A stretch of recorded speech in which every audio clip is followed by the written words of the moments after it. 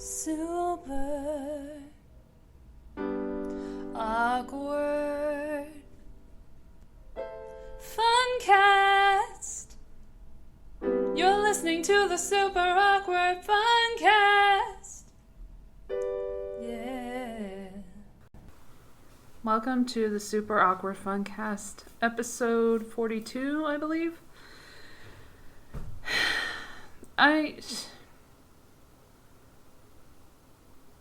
It's a lot. What is happening in the world just gets more and more crazy, and it just keeps, freaking me the fuck out. And I don't know, man, I thought there was going to be a dystopia, you know? I thought it was going to be really shitty, but it's even shittier than I thought it was going to be. Well, one good thing, I guess, I could say is that indoor dining is open in LA, so that's fun. And I went to a restaurant that I hadn't been to in over a year to celebrate that, and went in there, cashier got the masks ready, went up to the register, and, followed the protocols and whatnot with the social distancing, and went up there, and he said to me, "Do you need a mask?" And he was about to open the box of masks and give me one, and I said, "I'm good." And that was it. That was literally all that happened.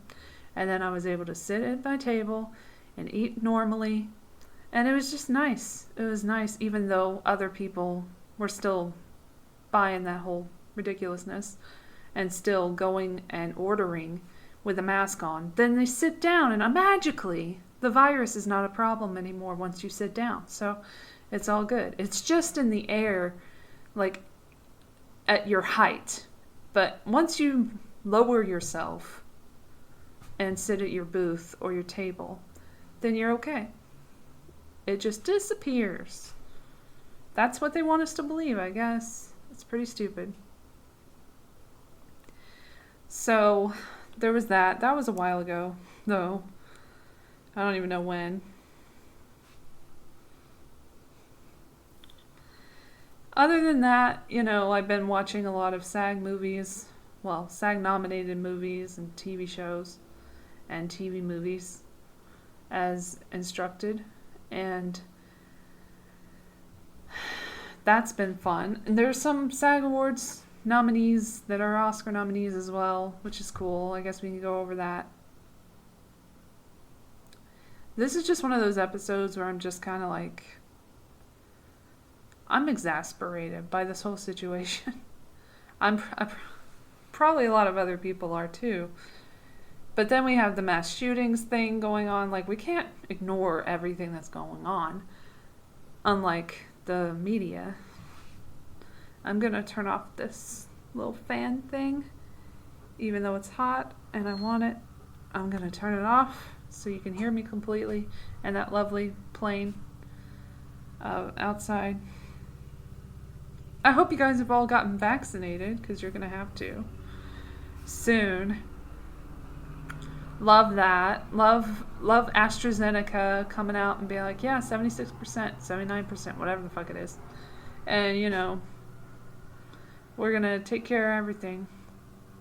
Just forget about all those blood clots you read about before. It's not a problem. The 7 of them that were not expected in that study. Now I got to find that study since I mentioned it. Damn it. My favorite part of this podcast is all the research I do for a few people to enjoy my show. And I bet nobody really even clicks on the links. I'm just feeling very negative about the whole situation.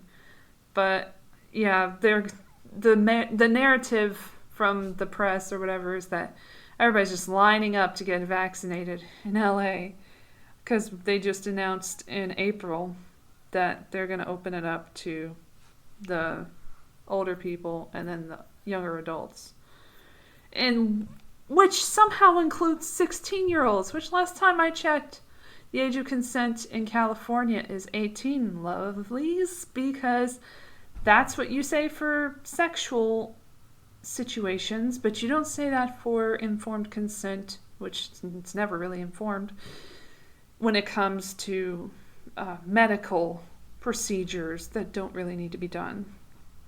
There have been 2 mass shootings that have been hyped up in the press or even talked about recently.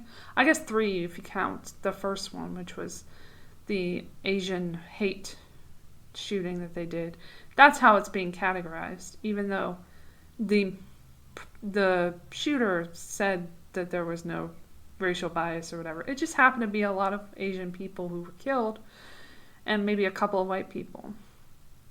But automatically, if it's a certain number, then it's got to be the white supremacist or whatever that's doing everything. But then it turned out that they had a fake news story where this police officer, I don't know if he was a sheriff or what, but he was saying how the guy probably had a bad day. So everybody was like, this guy said he had a bad day, but it wasn't even in that context. But context doesn't matter anymore because you're all guilty of something. We might as well just cancel everyone. Then there was the shooting that was in Georgia. Atlanta-ish. They say Atlanta, probably not Atlanta, probably Metro Atlanta is the right term to use. But then there was another shooting, and it was, I really can't remember where it was. Oh, Colorado. Thank you. My gosh. I fucking remembered. In a grocery store parking lot. So that's new. And it was a lot of people who were killed. And the dude behind that one, the shooter behind that one, was, as it turns out, Arab. Syrian. So, interesting. But because, he looked white, the press went ahead and said the white supremacy line again. Then they had to back it up and be like, no, never mind. And also, don't talk about it. So then we weren't allowed to talk about that one anymore.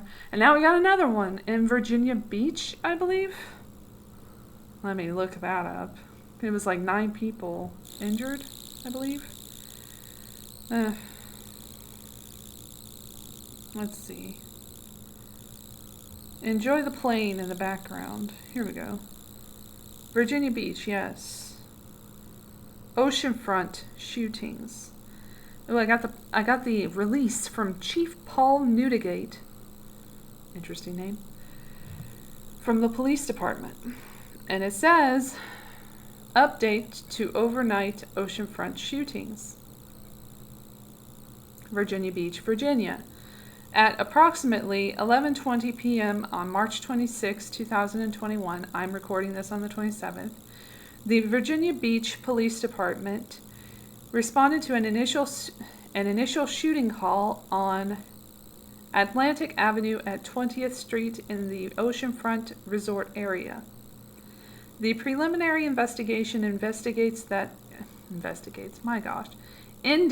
that a group of individuals were involved in some type of conflict that resulted in a physical fight. At some point during the physical altercation, several individuals produced firearms and began shooting at each other, resulting in numerous people being wounded.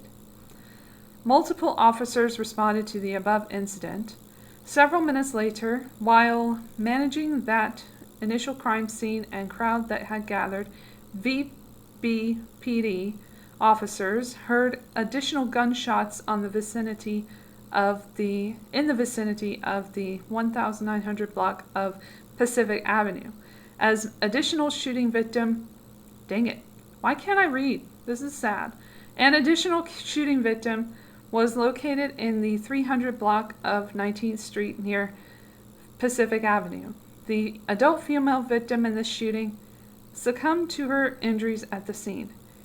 It is not currently believed this shooting incident is related to the initial incident. Just a coincidence, I'm sure.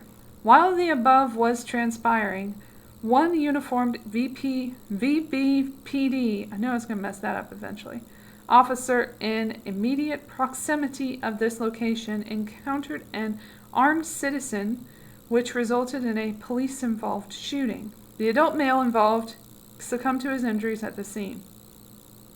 In total, 10 individuals were injured by gunfire, 2 of which are deceased. Also, at some point during these 3 incidents, a VBPD officer was struck by a vehicle and transported to a local hospital. The officer has been treated and released. They continue to investigate the thing. Okay, so that's it. That's what they're saying, anyway. Who knows if that's right. But anyway, after that last shooting, before that one, gun control came back into the conversation, as it does every once in a while when it's appropriate. When something happens, people react, which is what the media wants, because the establishment will love to just disarm everybody and make it so that only the National Guard, who are for some reason still at the Capitol, have all their arms, and the military have their arms, and the police have their arms, so that we can't get into the way of their little plans that they have. So that would be really great if everybody would just stop having guns. Because you could make the argument that cars kill people just as much as guns. I don't know the statistics. I have to look that up. But I'm not going to say 100% that that's true. So I'm just saying, having been hit by a car twice, 3 times actually. Was that 3 times? Or did I just fall that one time? I think I just fell in the street that one time. But I was scared of the car. Okay, so 2 times. And no, actually, I had an initial event of being in a car crash in an actual vehicle when I was younger, when I lived in Georgia. And my father was there as well. He was driving.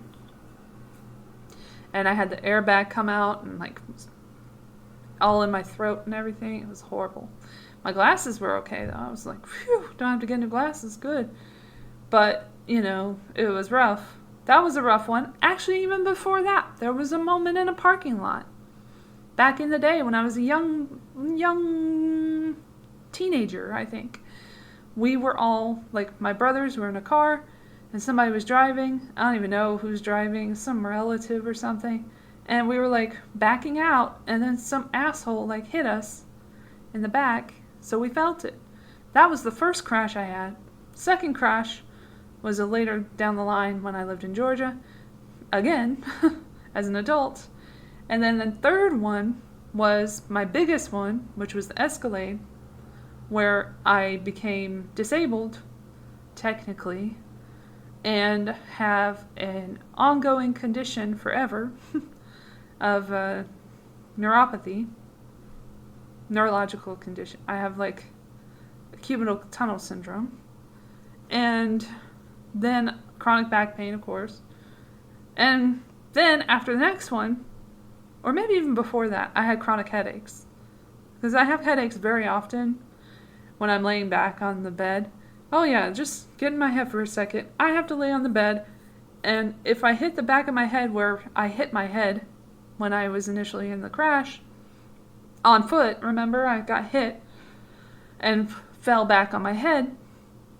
So now, and then I got staples in that part of my head, in the back of my head. And then when I have headaches, they're in the back of my head a lot, so I have to move to the side. So that's when I roll over and I don't sleep on my back as much.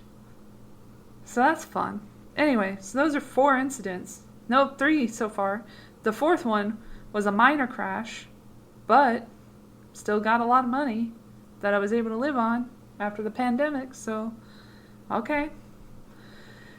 And that one just made my shit worse and made me scared of cars more so than ever. I'm more scared of cars than anything. I have no issues with guns because I've never been held up or anything. But obviously if I'd been held up, I'd feel differently. But since I've had shit happen with cars, I'm not really a fan of cars. I'm just saying. They're not my thing. They're not my favorite. So, if y'all want to get rid of cars, it really won't make my life any different, except maybe I won't be able to do Uber or Lyft to the airport. But where the hell am I going anyway? Because one, we're going to have real ID in October, so anything after that is out of the question. And then two, we got vaccine passports on their way. No joke. Like they're seriously developing these in different countries, and we'll eventually develop them here. Hell, they probably already have, but they're like keeping it on the down low. Like all the biometrics stuff that they got going on. They already have like clear at the airport and everything. I already talked about that in the past. But I'm just saying, like, there's shit that you need to be scared of, and then there's shit that like is essential to being a citizen in a state of chaos that we are in, where shit could go awry. We could have a zombie outbreak any fucking day. We don't know what's gonna happen. So, I am lucky to have found a machete in my apartment. Don't know who left it there, who was a roommate of mine, or why they had a machete. I don't ask questions. I just take the machete and I put it over in the closet where it was, and I keep it for a rainy day or a zombie day. Whatever kind of day I'm going to have, I will have that machete.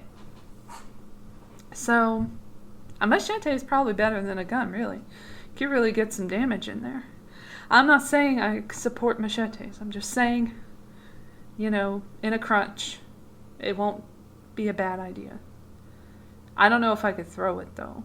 Like, if a zombie's coming at me, and maybe they're, like swifter than you think they're going to be. I'm just going to say swift. Like, everybody says swift, right? So, why not say swift instead of quicker?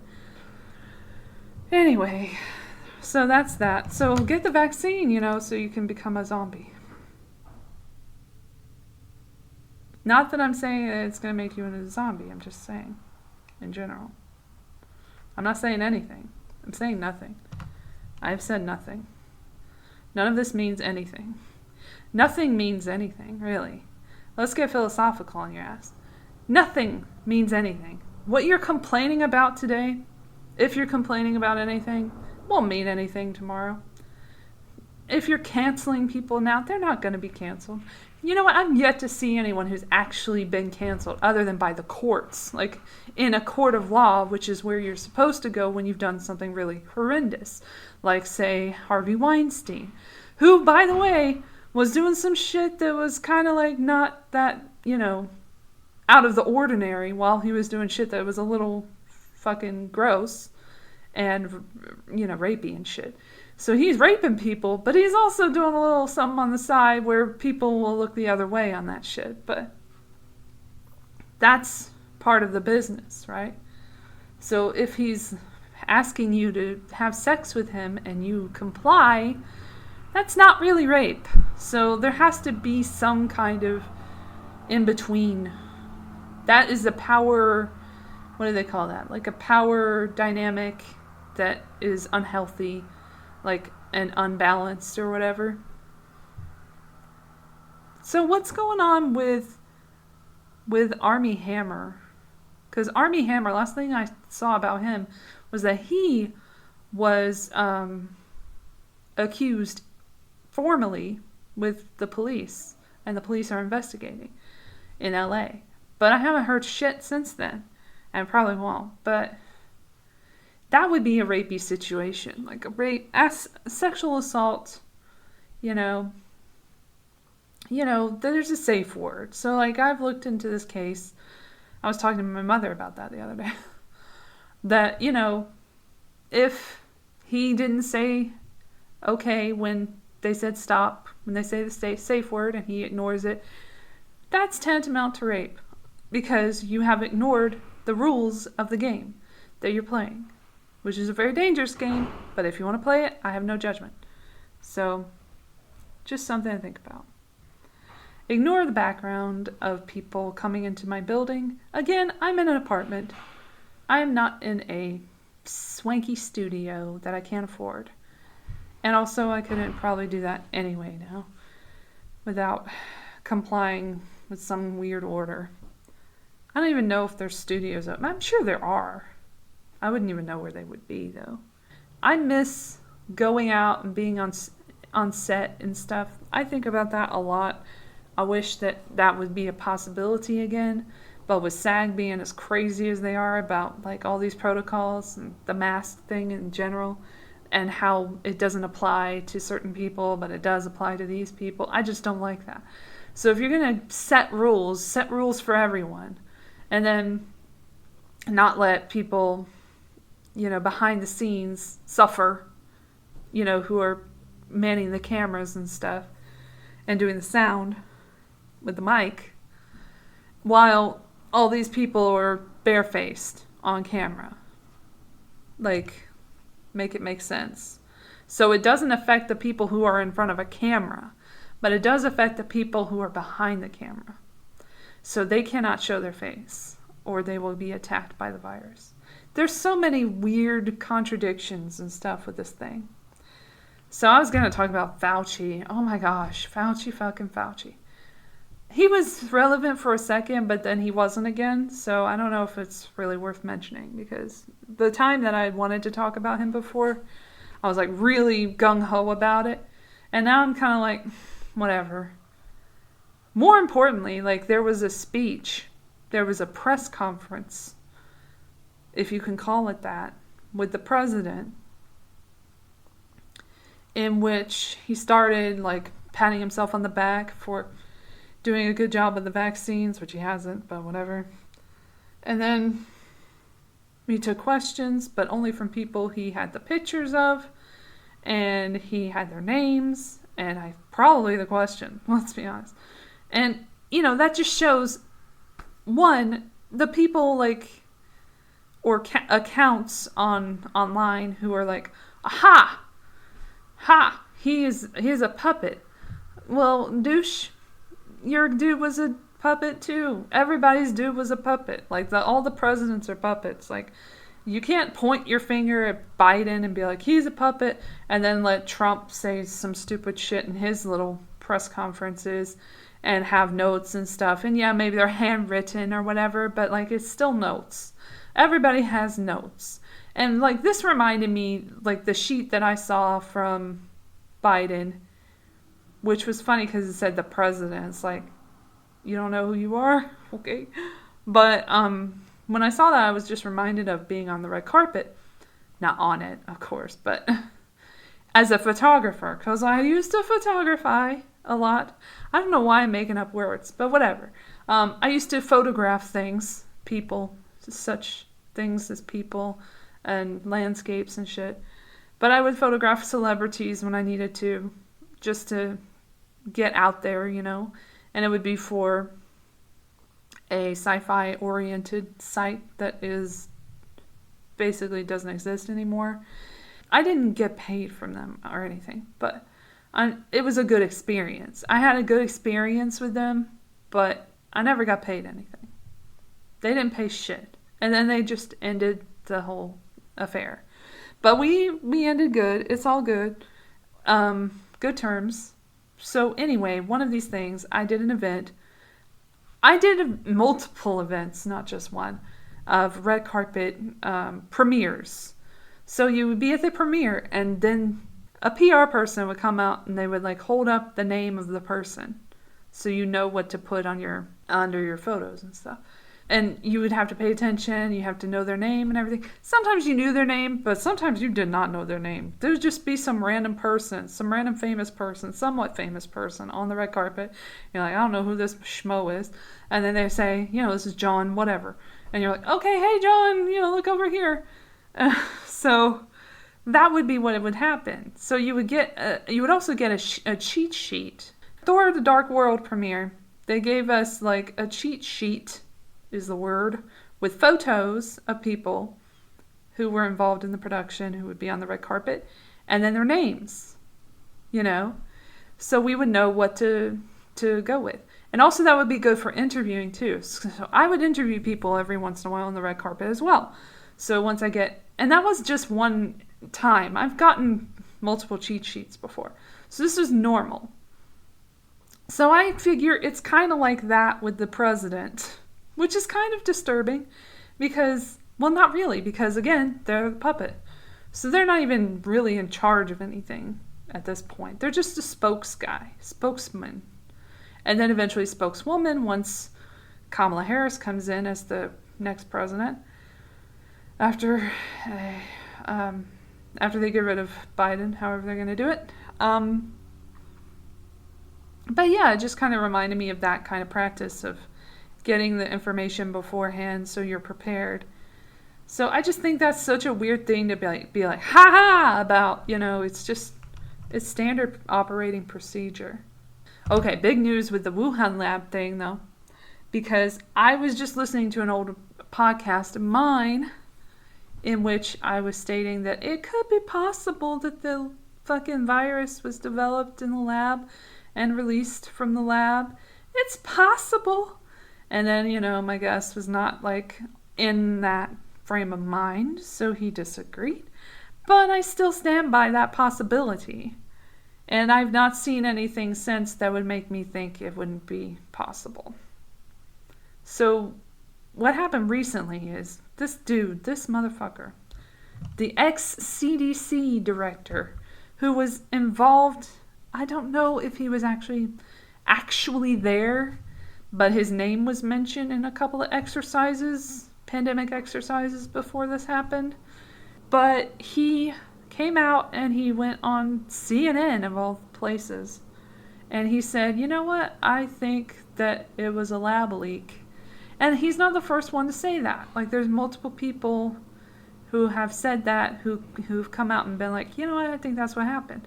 And he said that's his opinion. So that's how they get you. It's like, oh, I'm just making my opinion known. But you don't work for the CDC anymore, And he still was pretty adamant about it. Like, yeah, I really think that's what happened. Oh, well. But I guess he thinks it's like an accidental leak. But he doesn't think that. Like, and there was something in that interview. I think I should play it, actually. I'll play it for you guys. Hold on. I don't know if it'll play. Oh, shit. Oh, okay. I'm trying to get the whole gosh darn thing. Copy. Sanjay Gupta. If it's with him, that's insane because he was in Contagion and was talking about social distancing then. Let's see if we can play the video. Here we go. CNN. Here we go. Ooh, 5 minutes. Let's see. Former director of the CDC is speaking out on when and where he thinks the coronavirus pandemic originated. Here is Dr. Robert Redfield when he sat down with Sanjay Gupta. If I was to guess, this virus started transmitting somewhere in September, October in Wuhan. September, October.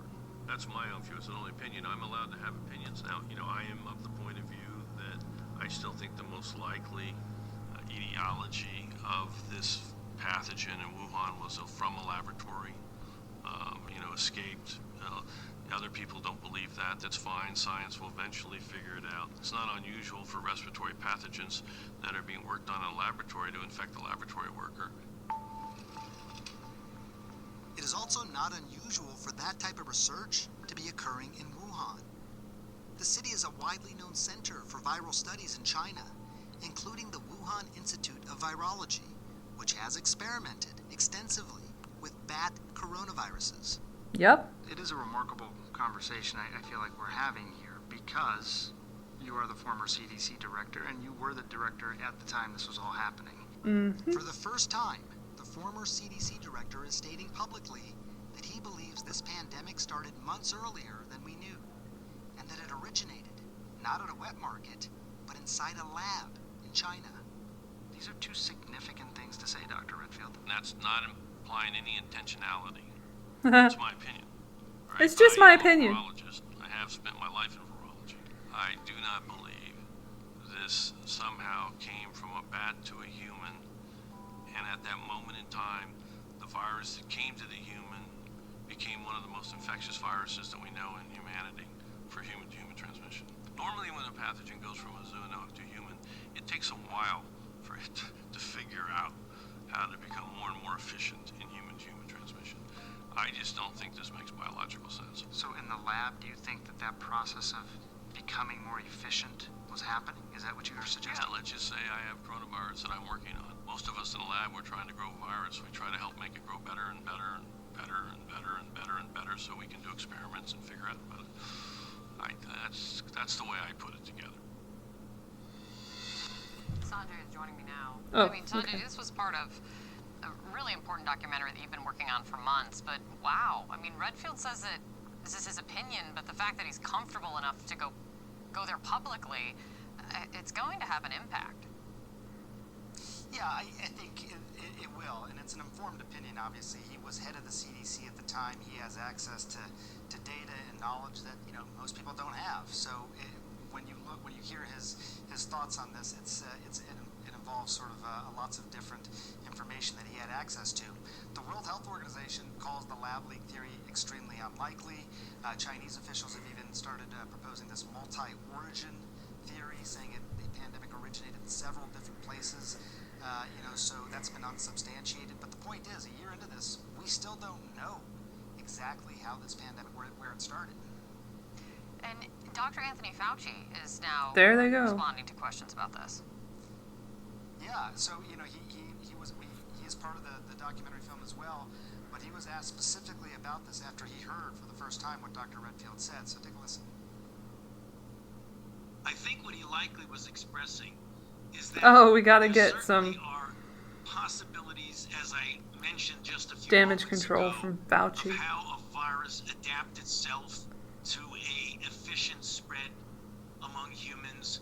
One of them is in the lab, and one of them, which is the more likely, which most public health officials Ugh. agree with, is that it likely was below the radar screen, spreading in the community in China for several weeks, if not a month or more, which allowed it, when it first got recognized clinically, to be pretty well adapted. So there you see, Kate. I mean, even between Dr. Fauci and Dr. Redfield, it's still not clear, even to them, exactly how to say for certain where this thing originated. Oh, I Where think this he came knows. from has obviously been a very big question. Why does this answer to this matter so much? Well, I think first of all, obviously this was a devastating pandemic. 500,000 Why does it matter? people have died in the United States, 2.75 million people around the world. And, people, I think, understandably just want to know where did this start? What exactly happened? But I think more to the point, and this was sort of the focus of the documentary as well, Kate, is there are lessons to be learned. I mean, even right now, there are lessons to be learned because we're still in the middle of this pandemic. But there's lessons No, to we're learn not. to try and prevent future outbreaks. Does regulation around labs, things like that, how you're actually tracking early zoonosis, all these sorts of things make a difference. And, we probably haven't paid enough attention to it in the past. This will help shine some light on exactly what the lapses were and how they can be avoided in the future. Okay, so that's it. That's the whole thing. So it's just interesting that now we're allowed to talk about this shit, when it would be like medical misinformation if someone else, if a different account who's not CNN, who doesn't have the political cover of CNN, of being CNN, would come out. If they had an article about this and got an interview with this guy, if it was independent media, it wouldn't be advertised. Nobody would hear about it. But since it's CNN, it's a big deal. And we're allowed to talk about it if it's a major news network. We're allowed to talk about the interesting aspects of this whole thing. And I guess, they don't ever mention Event 201, which is funny. But that was held on October 18th, 2019, as I've said multiple times on this podcast. And they were saying September, October there, the CDC director, Robert Redford. Redfield. Damn, girl. Oh, dear. Robert Redfield. Who's no Robert Redford. Let's be honest. Speaking of Robert Redford, I don't know if they had the Sundance Film Festival. See, this is a good segue, right? This year, but I did get a bunch of SAG nominees to watch, and I guess we should go over what I think you would like as my audience and what I think you would not like. So on the not like list, we'll get that out of the way first. I did a whole lot of talking about this movie with my mother today on the phone, because what else am I going to do? Just sitting here, not having a job. But it was about The Five Bloods from Spike Lee, the new Spike Lee joint, which is just wonderful. I recommend it highly. I do not. So, there's so many issues with this film, starting with editing, ending with casting and screenwriting not being the best. So, I'll say this about that movie. It makes me want to watch BlacKkKlansman again. And I was not the biggest fan of BlacKkKlansman, but it's better than that. And there was an effort made. I'm sorry, I have to go there. There was an effort made in developing BlacKkKlansman and in the characters I cared about, a lot of them. This one I couldn't care less about anyone. If they, okay, I guess I'd be doing a spoiler to say that, but no matter what happened to them, I was not going to care about them because they didn't let me care about them. And it was already like awkward from the get-go. So there's like Trump insults and stuff in here where it's like, okay, yeah, he sucks. Yeah, but he's not here anymore. And also, that's going to date your movie. As my mother pointed out before I did, it dates your movie to have topical things in your movie. And that was a very topical thing it has run its course also. It's not the public conversation anymore how bad that Trump guy is. Yeah, we get it. He's bad. He's gone too, so get over it. And also, like one of the guys in the group of soldiers who are returning to Vietnam to take a tour and to bury one of their bloods, the group that they had in the war. They're burying this guy. So they come to Vietnam or whatever, and then one of them has a MAGA hat, and so there has to be one Trump guy. So he's like the bad guy the whole time, basically. The loose cannon, you know? So he's played by Delroy Lindo. I'm not going to remember everybody else's name. I don't remember everyone else's name. He's the one who stood out to me. So Delroy Lindo's in it. And the guy from Lovecraft Country, which I saw a little bit of with him. I feel like his name is John something. Pretty sure his name is John something. And he was in it. And then they had... My issue was, okay, they come out of the movie and they would show you just not random. They would show you, for context, I guess, clips or images of things that they were talking about. And I was like, okay. I think that shit worked in the 80s, but it doesn't work in the 2000s and 2020s. So why are you doing that? He's never done anything this lazy before, Spike Lee. This is a very lazy, one-pass script, one-pass editing job, and one-pass film, which could have been like a very, very long YouTube video, but very well produced. That's what I got out of it. And it just bothers me if it happened. If these snakes actually died in the movie, I'm not giving anything away, but like, if there were snakes that died in this movie, I feel bad that they had died in such a shit film. It's one of the worst films I've seen all year. It's so bad that compared to other movies, I would not even compare it to any other movie because they're in a different category. But I had to actually watch this for the cast and judge their acting, and some of it was over the top, but like, it's the lines, man. The lines are not helping. The lines were shit. Oh my gosh. And then like the logic was out the door. There was one moment where something happened and I know I was supposed to react very sad. Like, I was supposed to be very sad about this moment. I could not stop laughing because of the way it was shot. They shot it just like it was Tropic Thunder. And I'm like, this isn't a comedy. Why am I laughing like this is a comedy? Then there's all this hell breaking loose later on that just didn't even feel justified. Like, all of a sudden some shit's happening in the movie and I'm like, why is this happening? And then this other shit is happening. Why is this happening? I can't give a spoiler-free review to show you how much I hated this movie without giving away the movie. So I'm not going to do that.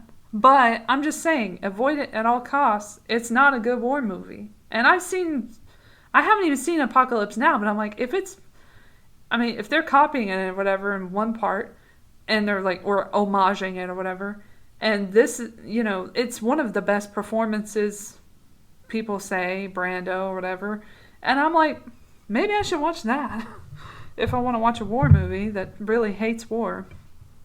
This one doesn't even seem to hate war. It hates racism more than war. And I feel like, pretty much war's worse. But, I'm white, so I'm probably privileged to say that war is worse than racism. Although some wars, and most wars, actually are based on racism. Or there's some white supremacy aspect to wars, which one could argue. Because how many fucking brown people have been murdered by the U.S. military in different countries in the Middle East over the last 20 years? How many white people, just, Europeans or whatever, how many Europeans are we murdering on a daily basis? None. I'm just saying, there's a little white supremacy there. It's not out of the realm of possibility. So when you think about it, racism leads to war. So maybe you can't have one without the other. I don't know. But it was a mess. I don't know how Vietnamese people would feel about this film because it's filmed sometimes in Ho Chi Minh City. And I guess it's also filmed in Thailand a little bit. And I think I recognize some places from the dramas that I watch from Thailand, which are way better than this. And, oh my gosh, I'm just reliving it in my head, and it was just such a mess. Like, I don't know how to explain it. It's just very didactic, very conversational. Oh my gosh, there's so many conversations where it's like, okay, is this an action movie at any point? I don't know, but, like, he was trying for Tarantino or something, but that's not Tarantino. I mean, come on, Spike Lee, why are you even, like, if anyone else directed this shit, I'm saying, if anyone else directed it, nobody would give a shit. It would pass under the radar. Nobody would care. I think they kind of ruined probably what was a good spec script as well, which is what they originally got. And I think two writers were on that, and then two writers came in, being Spike Lee and some other person, and they changed it. They changed the whole fucking thing to make it more about black rights, and how, I don't know, racism. I don't know. Racism is bad. Yeah, we know. Okay, I don't know. I don't know what they're trying to get.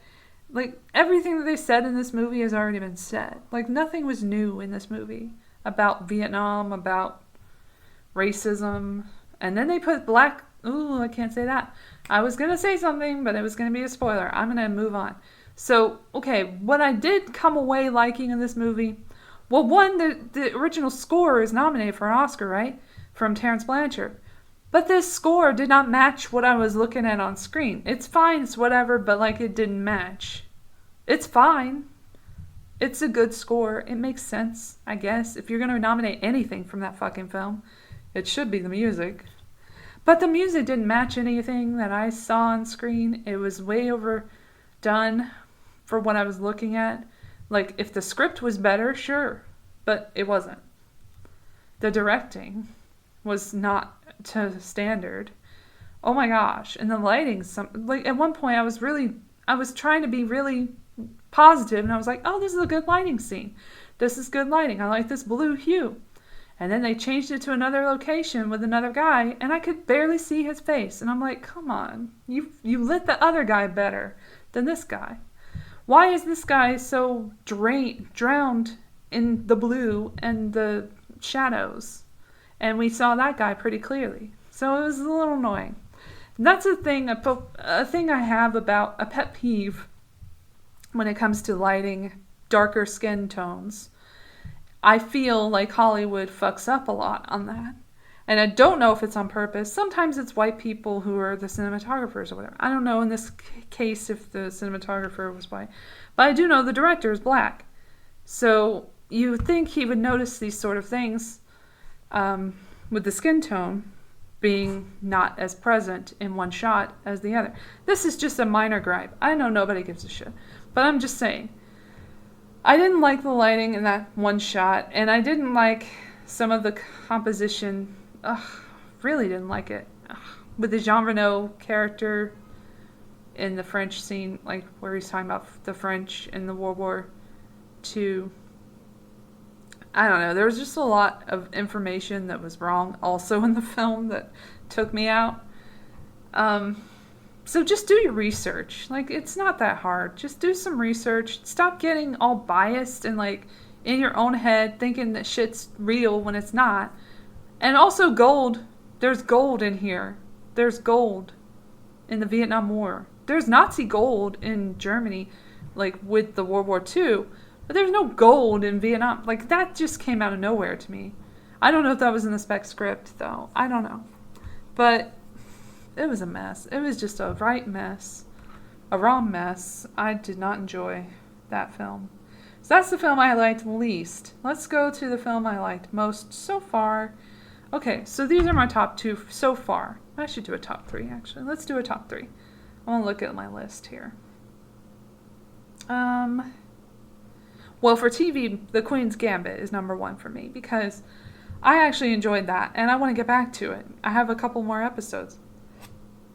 A few more episodes until the end of that season. I also I didn't have a problem that much with the flight attendant. I thought that was pretty cute.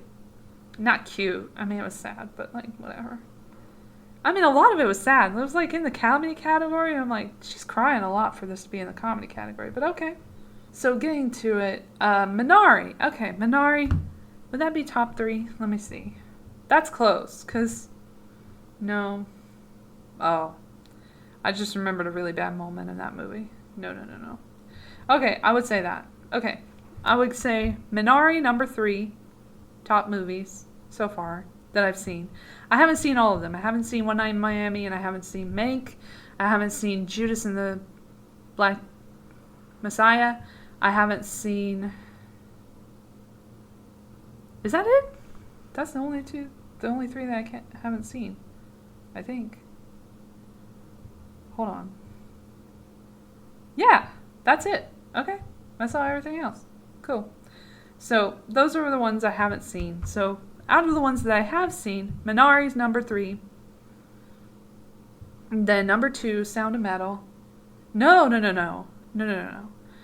Number 2, Nomadland, but it's very close. It could go either way at this point. If I watched it again, I mean, the thing about Nomadland is I watched that shit. Oh, by the way, I watched... I'm losing my voice already. I watched Da 5 Bloods all the way through in one sitting because I was like, I'm not taking a break in this. I had to pee, but I was like, we're going to hold it in. I'm going to finish this motherfucker, then I'm going to pee, and then I'm going to reward myself. And I've rewarded myself with Nomadland. And I don't know if it was because I watched the worst thing, but I really enjoyed Nomadland. And it, like, breezed me through, like, it was it was 1:47, I think, for the runtime, 1 hour and 47. And it just kept going, and I was just like, oh, it's been 30 minutes, sweet. Because I love that in a movie where it's like, I'm not even seeing the time, and then all of a sudden it's over, and I love that. I love that it was a very lived-in movie. It was a very authentic movie. I think that was what I liked a lot about Sound of Metal as well. But a lot more happened in Sound of Metal than in Nomadland. But I did like the idea. I like the philosophy of, just a van life if you can do it. I couldn't do it because I can't drive and shit. And I hate cars. So if you can do it and then you meet people on the road and they're like, see you later. I love that. Like, You never say goodbye to anyone. You just see them down the road whenever you see them again. And then you just keep making friends, seeing those same people over and over again. I had similar experiences out in the world, in Hollywood, that I'm not going to get into, but I see people from time to time. I get to know people outside of here, and it feels like I'm part of the world and part of nature, and I'm enjoying my surroundings, and I'm not just all holed up in my apartment all the time, just miserable. And I love that. I love human connection, and I think we should strive for more of it in the future, in this dystopia, especially when we're being told not to. So I love Nomadland. I thought Frances did a good job. She wasn't at her best. She's been better, but she played the role very well. And I cared about her character. So there's people I cared about in this fucking movie that I didn't care about anyone pretty much in Defy Bloods. But, you know, I really enjoyed that film. Is the cinematography. Joshua James Richards, is that his name? I never remember anyone's freaking name. Oh, shut up. Stop talking. Stop talking. I hate pop-up ads. So let's look at that guy's name. Joshua James Richards is, I believe, what his name is. Chloe, the director, did a great job too. Joshua James. So Joshua James, anyway, he was the one behind the God's Own Country film, the movie called God's Own Country, which I loved so much. So I was like, oh, okay, that makes sense. He was a cinematographer in that, and now he's in this one. So that was really cool, seeing his work again. And he's fairly young, too. But he has a great eye, and I really just enjoyed a lot of the atmosphere and the landscapes that I saw. Oh, it was just so beautiful. I was just really impressed. And then it was just quiet. It was a nice quiet film. After such a fucking annoying ass, loud ass film that didn't even know what it was after the Defy Bloods, I was just like calm, eating a sandwich, just watching the shit and just enjoying myself. And then, you know, that was the end of my night. So then that was great. And then I went on from that to the next film. Well, I said Minari I liked third, right? So Minari, what I liked about Minari, what I didn't like about Minari, I'll say, is the chick sexing stuff. It was sad. I was getting sad watching it, and I was thinking about the chicks, and I know I wasn't supposed to, but I was. So that was annoying for me and sad, but it is what it is. And I liked the character who helps out with the farm and everything. And I liked the portrait of the marriage that wasn't going the way it was supposed to go. It was having a lot of issues. And the kid was really good in it. And I really liked the grandmother. I think she was excellent in that. And I related to a lot of them. And it was just cool to see a 90s film too. It's like where I grew up. When I grew up, it was the 90s. So it was cool to see a movie set in that decade. I think there were several movies set in the decade of the 90s. But that was a really good one. I think it kind of didn't really hold me till the end. I kind of got like, okay, I'm ready for it to end. And then it ended, and I don't remember what happened. Like, I will say one thing about Promising Young Woman. Not in my top 3, but like that movie was entertaining. One, not greatly written, but it is nominated for an Oscar for screenplay, original screenplay. And I love that ending so much. I'm not going to get into it, but when it had the ending, I was like, well, you couldn't have made a better ending. So good job on the ending. You really stuck that landing. But I was not crazy about the middle or the first part, but you know, you got me at the end. So good on you. Okay, and then I guess if we're doing like top 5, I guess Father would be in there. The Father is just so interesting, and I never saw the play, so I can't judge it by the play, but Anthony Hopkins really killed it, and I really felt for him, and the daughter that Olivia Colman played throughout the whole thing. And I just thought it was an interesting way to show what people were going through who are suffering from dementia. And you don't really see that every day. So I thought that was a cool representation. And it got a little notebooky at one point, and I was like, oh, don't do that. So, I wouldn't say the screenplay was pitch perfect, but they tried. It was good. So other than that, it was like, back to it, Minari, and then Sound of Metal, which I can't rave enough about because I enjoyed that so much. Because it just reminded me of, like, having a life and, things that were happening in my life, like, earlier in my life. Not, like, being deaf or anything, but, like, having these relationships or whatever. It was really good to see this timeless kind of quality in this film. I feel like it was probably set in the 2000s, early 2000s, but I couldn't tell. I couldn't tell which decade it was, but it felt older. But it didn't feel too much older. And it felt like it could be any decade, really. I liked that about it. I really loved Paul Rossi, who is nominated for an Oscar. He was nominated with the cast for, no, he wasn't, actually. That's a shame. Just Riz was nominated for Sound of Metal for the SAG Awards. But for the Oscars, what Paul Rossi did, he got nominated, and I think, if Oscars mean anything, which apparently they don't, they haven't for quite some time, but it's good to see him acknowledged anyway, because I think his performance was really brilliant, and he really did basically play part of himself, which was really cool to see. There was such an authenticity to that film. And the way it kind of like took turns that you didn't really expect, because it's not the same narrative you've seen a million times. Darius Marder did a good job with the directing and writing alongside Derek Chaffrance. I don't know if that's pronounced right, but whatever. And this other person, I can't remember the name of. I guess I should give them a shout out. Hold on. But I just thought it was just well written and well executed. And I was just really pleased by it.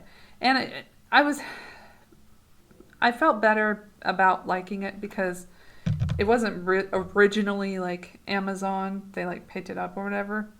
So it's not an Amazon production really. So it felt very independent, which was cool. So yeah, Darius Marder and Abraham Marder. Yeah, and Derek Cianfrance. Cianfrance, whatever the hell his name is. He missed it with, I know this as much is true, but he really killed it with this one. I'll give him props. And, yeah, so it's like, it starts with the drummer finding out that he's losing his hearing. And then you think it's going to be like, oh, how is he going to cope as a drummer, blah, blah, blah, in his band, and blah, blah, blah. And it goes a different direction. And I love that he has lessons to learn in the film, and we learn those too. And I love that he's not like Paul Rossi's character with Ruben, played by Riz, is not like coddling him or whatever like you would see in a Hollywood film. A normal Hollywood film, he would be like, yeah, I'm going to give you this. I'm going to be your sage, whatever. But he's like a real human being. He's very three-dimensional. A lot of three-dimensionality in this film. Everybody's just a human. It's not like this person's bad, this person's good. There's none of that. It's just very slice of life.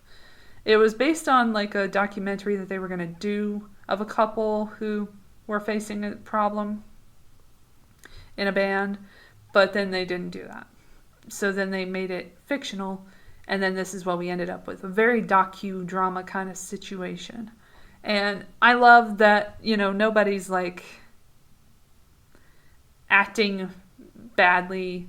There's no like love triangle or mess or like a horrible like breakup scene or anything. Like it's just, life. It's basically just life and dealing with being deaf. And I'm sure a lot of critics would be upset about, I'm sure they are because I've read that they were upset about the cochlear implant kind of situation in the film. Not going to get into it, but it's a topic of a discussion that a lot of people would feel one way or the other about. So I think it was a little controversial, but in a respectful kind of way. I don't think they were trying to upset anyone.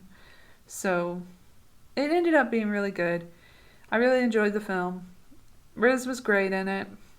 Probably my favorite performance from a male actor, if I'm being honest, of the year. Not that it matters with the Oscars or anything, but if he got one, I would not be surprised. Another thing, so the first one that I liked so much, which I told you, was... Wait, it was Nomadland. Like, I couldn't choose between those two. So yeah, Sound of Metal is number 1, and then 2 is Nomadland, and then Minari, and then Promising Young Woman, and then The Father, I think. Just because of that ending for Promising Young Woman. Normally I'd be like, nah, because I didn't really love her performance in it, if I'm being honest, and I always am. So I was just kind of like, whatever about her. And the writing didn't really make me care about her. So when it happened at the end, what happened at the end was like, oh, okay, I get the movie now.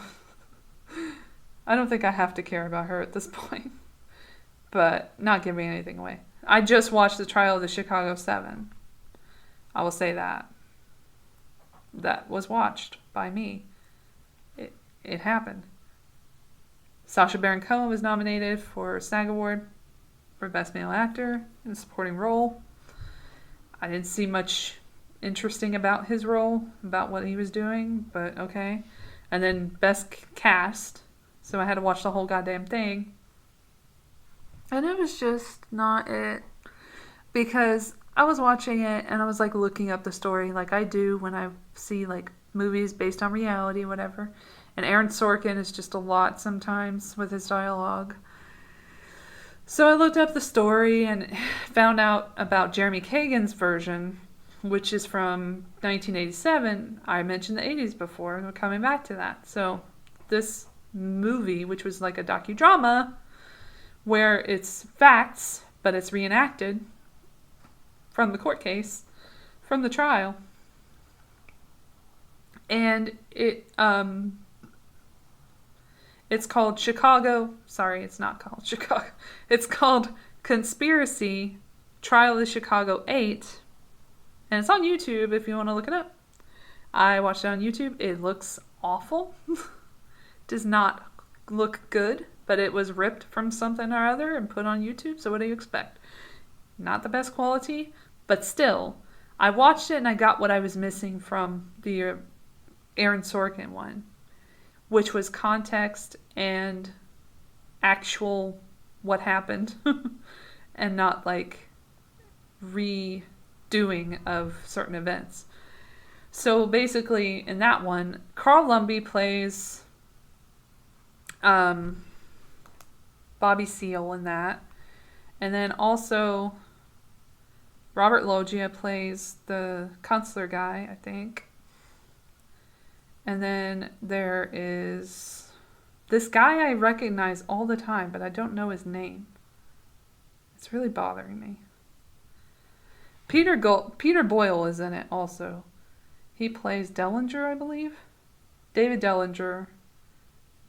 Robert Carradine is Rennie Davis. It's an all-star cast for the time, too. Michael Limbeck. So this was like an early role for Michael Limbeck as an actor. And before he became a director and ended up being one of the names I see in the credits of Friends because he was a director back in the day. So he plays Abby Hoffman, which is the person that Sacha Baron Cohen played. But what they do in this movie is they put the actual events in the background. It's very jarring for someone who's not used to it, but it was cool for the time. And this was one of the early HBO movies, you know. Elliot Gould is in it. Would he be Wineglass? He's Wineglass. So it was it was all these guys that would come in who were presented in the courtroom in the movie. And after one of their characters would say something, they would like give it context and say what was going on in the courtroom at whatever given time and how that went and how they felt during that moment. So it would be like during Bobby Seale's whole thing where he was being bound and gagged in the courtroom, he was saying how he was resisting it. Also, that's a thing that didn't happen in the new version or Chicago 7. It didn't happen in that one where he was like resisting the bound and gagged part. So in that one, he was just kind of like still. They didn't let him talk or anything. But in the original one, in this story, based on the actual transcripts in the court, he was saying, you know, I just want my constitutional right. I have a constitutional right to defend myself. And he just kept talking and talking and talking, even through the gag. Like he was like very, very resistant to everything. So it's funny that like they put a lot of emphasis on the racial stuff that's going on in the movie, and yet they don't let the black man in the trial speak for himself like he did in real life. That kind of bothered me. Okay, another part of the cast was Brian Benben, who played Tom Hayden. And then there was Ron Rifkin, who played Allen Ginsberg. And they had... The judge was played by David Opatoshu. I'm not familiar with him, but he did a good job. And then they had Martin Sheen as one of the witnesses, I believe. And a young Billy Zane as a police officer who infiltrated the group. And so that's how I feel about that movie, is that I just feel like it was one note and it was too dramatic to be real, and it wasn't real. So it's Aaron Sorkin, so you go in there and you don't expect much. Sorry, Aaron. So it was just what it was, and I'm not voting. I'm probably not going to vote for it, considering how I didn't feel anything really for it. And I can't come away with any feeling of positivity towards that film. So I don't know why it's nominated so many times for Oscars. I don't know. I just don't know, because that's a different movie than I saw. Also, it could have been 20 minutes shorter. That wouldn't have helped. That wouldn't have... The editing. Like, why is it up for best film editing? Like, that makes no sense, because it's like one of the longest films, and it shouldn't be. I don't get it. But whatever. Do you. So that's how I feel about that. So best picture is what I would say it would be. The Sound of Metal would be my best picture for the year. Although a close second is Nomadland. Ugh, why can't I say the fucking word? Although a close second would be Nomadland. But there were issues with Nomadland where people were like, bloggers or whatever were saying, it's not anti-capitalist enough, blah, blah, blah. I think it's pretty damn anti-capitalist, but it's also anti-other things. It's pro-freedom, it's pro being, you know, one with nature and just out on the road. It's a road movie, basically. I mean, just don't, like, why do you go into something, like, this is what Chloe said, that she wasn't setting out to make a very political film. So if people just grab political points from nowhere in this film, it just goes nowhere. I mean, it is somewhat political, because it's based on, like, after the recession and everything. But it's also just, like, just enjoy the movie. Just enjoy life. Why is everything just a complaint with you? So there's so many people just complaining about things. Yeah, the movie sucks. Defy Blood sucks. I've said why. I don't know. I'm not going to complain about it forever on Twitter. I'm not going to do a whole essay about how much I hate it. But yeah, I kind of did that here. And, you know, this is my outlet. So I'm not going to go make an article just like, this wasn't political enough. Like, why does every movie have to be political anyway? I mean, I know there's some politics and everything that you can't get away from, but it doesn't have to have a slant. It doesn't have to have a message of one person's, not one value is better than another person's value. Or one ideology is better than this ideology that this person has. I just don't think that's smart to focus on those things. And also, it's like Frances McDormand, one of the producers, got permission from someone from Amazon to film in an Amazon warehouse. And do you really expect them to poo-poo on Amazon at their own facility? They're not going to do that. Just be glad it wasn't on Amazon Prime. That would be fucking hilarious if that movie was from Prime and it had an Amazon storyline, sort of. And it's just not all about Amazon, this movie, either. It's about other aspects, other jobs that she has to acquire, and just not being able to make ends meet. And then going from city to city, town to town, and meeting different people. It's just about being out there, being in the world. So many people who are just insular, who are just in their own world, or don't reach out to other people. And I think that was a good way to get people to be like, hey, you know what? There's other people in the world. I need to meet them. I need to get different points of view on things. And I can't just be stuck in my own bubble. And I think that's what was good about that film. That was what resonated with me, is that aspect of it. So that's how I feel about that.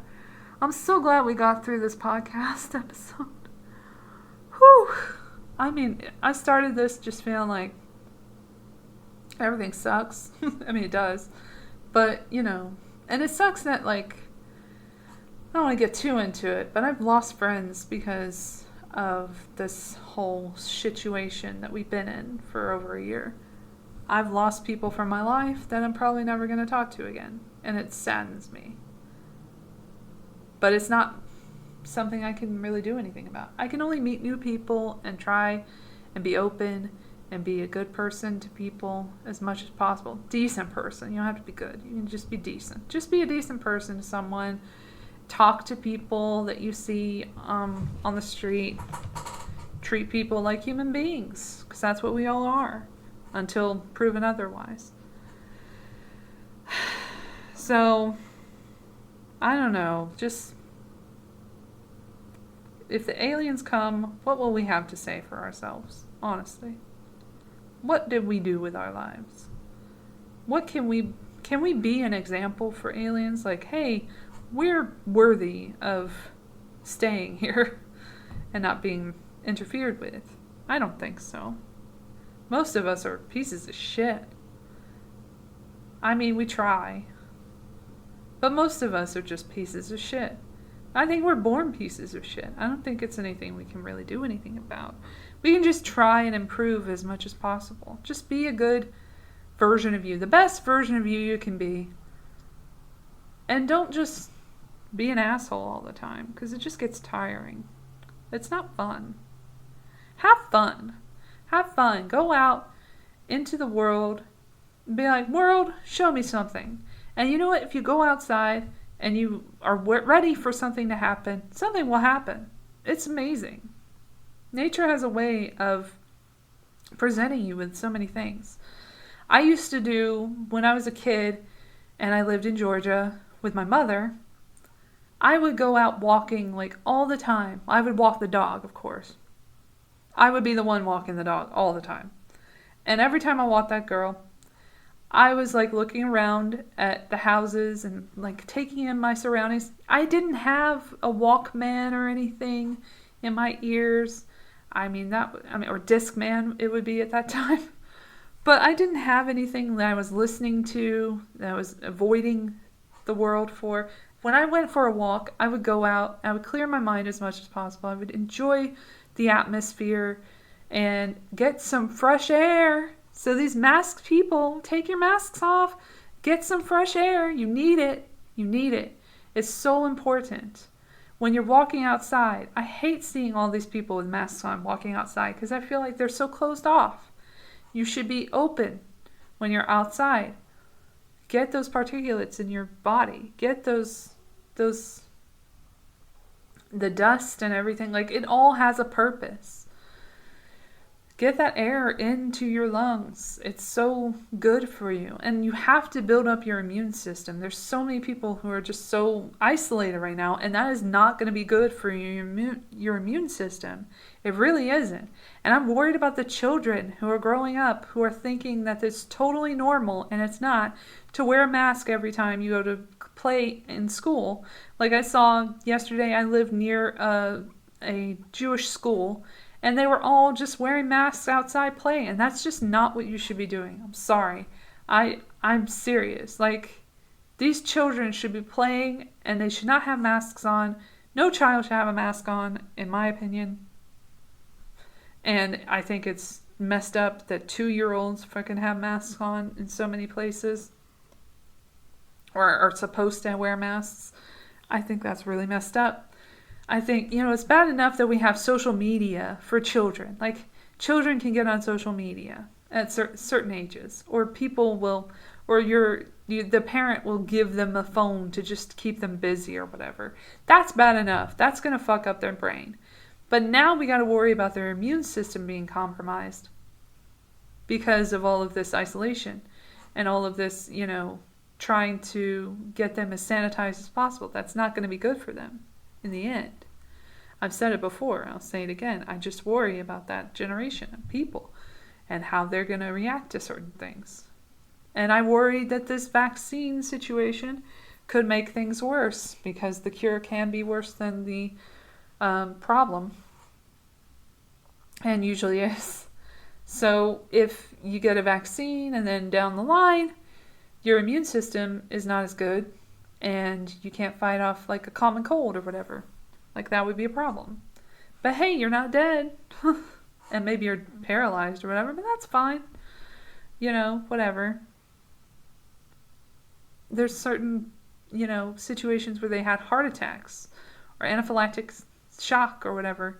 And it's like, that doesn't get talked about as much as like little instances of things going wrong with like hydroxychloroquine or whatever kind of medicine it is.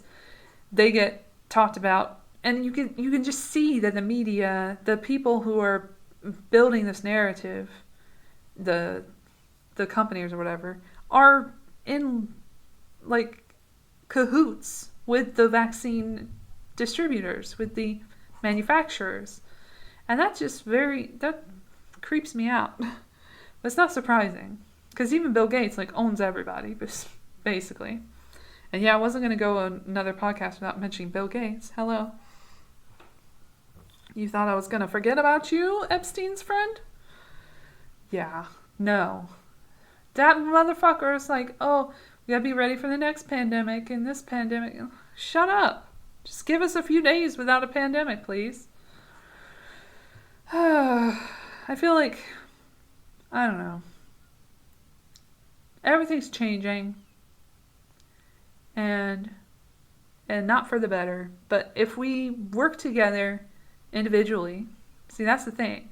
You can't be infiltrated if you're working individually. So if you work individually and try and retain as many of your freedoms as possible, just freedom of walking unmolested, walking around, walking into places to eat, not wearing a mask.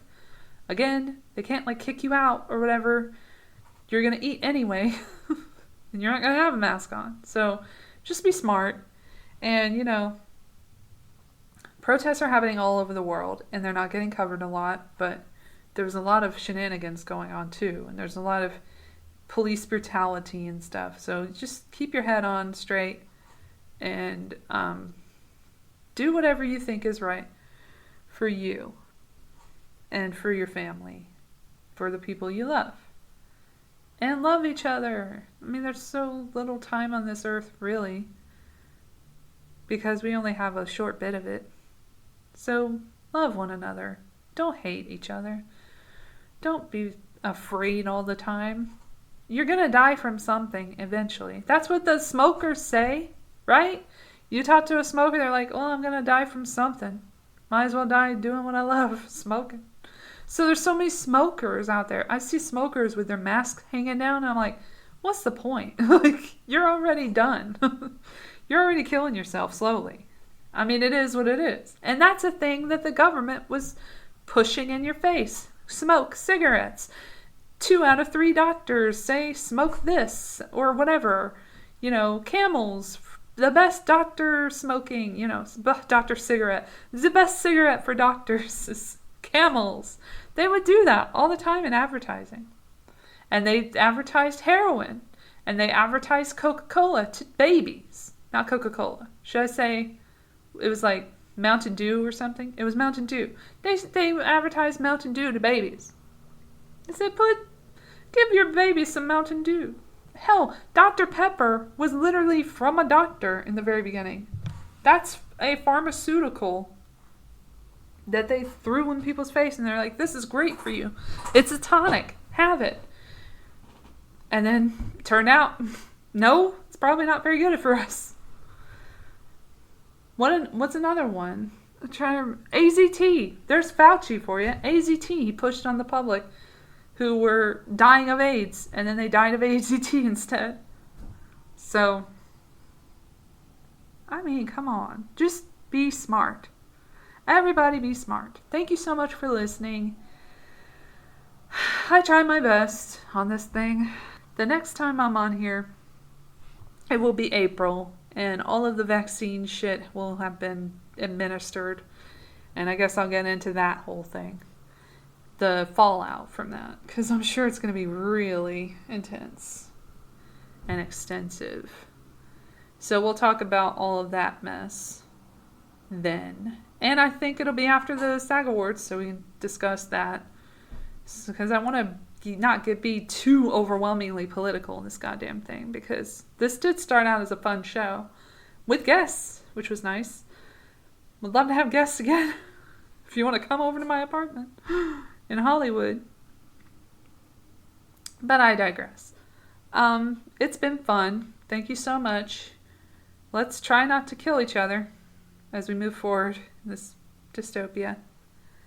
Thank you for listening. Again, I'll see you next time.